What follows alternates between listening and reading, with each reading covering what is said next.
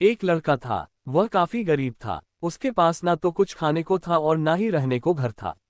वह अपने दोस्त के घर रहा करता था। उसने एक छोटी सी कंपनी में पेंटिंग का काम करना शुरू कर दिया। धीरे धीरे उसके पास काफी पैसे भी हो गए। बाद में वह काफी धनी भी हो गया। लेकिन अभी भी उसके अंदर कुछ कमी का एहसास होता था। जब वह छोटा था तभी उसके माता पिता इस दुनिया से चले गए थे। उसने कभी प्रेम को नहीं जाना था।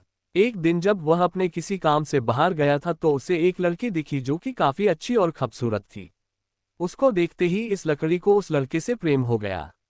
वह काफी देर तक उस लड़के को देखती रही। कुछ देर बाद वह लड़की वहां से चली गई। कुछ दिनों तक ये लड़का उस लड़की को खोजता रहा लेकिन वह लड़की न मिली। लेकिन नियति ने उस लड़की से इस लड़की को मिला दिया। वह लड़की इस लड़के के घर काम की तलाश में आई थी। लड़के ने लड़की को तुरंत घर के काम के लिए रख लिया। जब वह लड़की इस लड़के इस मिलने आई थी तो उस समय इस लड़के ने कुछ शब्द भी साफ से नहीं बोल पा रहा था, जिससे लड़की को लगा कि यह लड़का गूंगा है। लड़का भी जान गया था कि यह लड़की हमें गूंगा समझती है। इसके साथ ही साथ ये लड़की समझ गई थी कि यह लड़का इस घर का नौकर है, न कि मालिक है। अब जब भी ये लड़का उस लड़की के पास जाता तो गूंगा बन जाता है।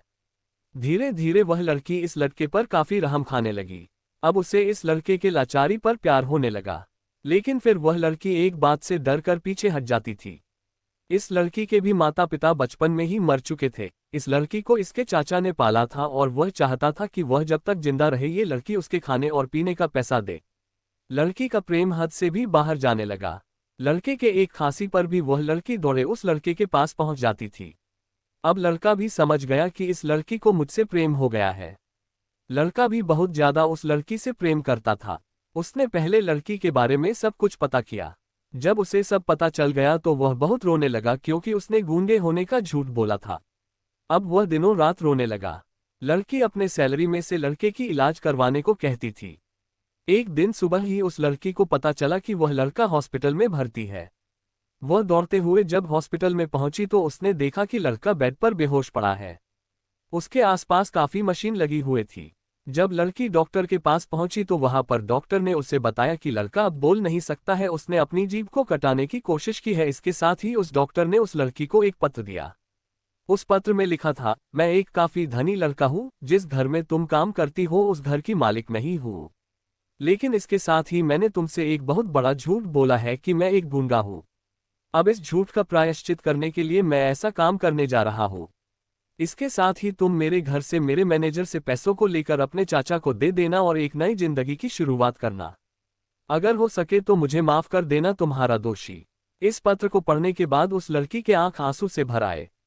वह दौड़ते हुए मंदिर में गई। उसने भगवान के सामने कसम खाया कि जब तक वह लड़का बोलने नहीं लगता है तब तक वह कुछ नहीं खाएगी, भले ही वह मर क्यों न जाए।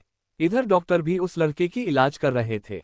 ईश्वर ने दोनों के मन की बात काबूल कर लिए और अब लड़का बोलने लगा। लेकिन वह अपनी याददाश्त को खो गया। अब उसे कुछ भी नहीं याद था। अब इसके बाद लड़की ने उसके याददाश्त के लिए काफी कुछ किया लेकिन याददाश्त ना आ सका। अगर प्रेम की नींव को झूठ पर रखा जाए तो वह गिर ही जाता है।